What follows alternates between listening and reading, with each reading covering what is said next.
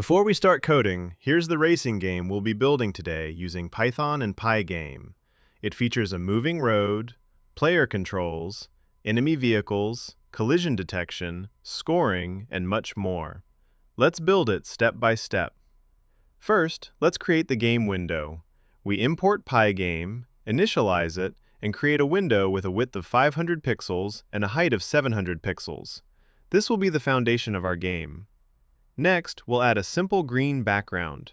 This represents the grass area around our road and immediately makes the game look more visually appealing. Now let's draw the road. Using a gray rectangle in the center of the screen, we create the driving area where our racing action will take place. To make the road more realistic, we'll add white boundary lines on both sides. These lines clearly define the road edges and improve the overall appearance. Next, we'll add lane markings down the middle of the road.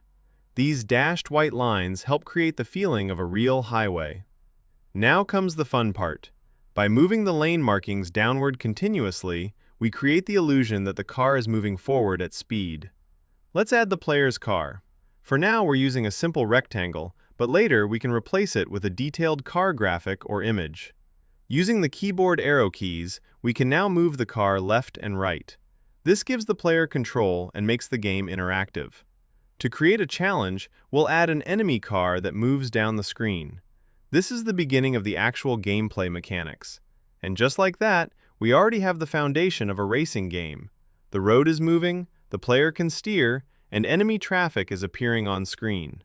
In the next part, we'll make the game much more exciting by adding random enemy spawning, collision detection, a score counter, game over screen, multiple traffic lanes, better car graphics, and increasing difficulty.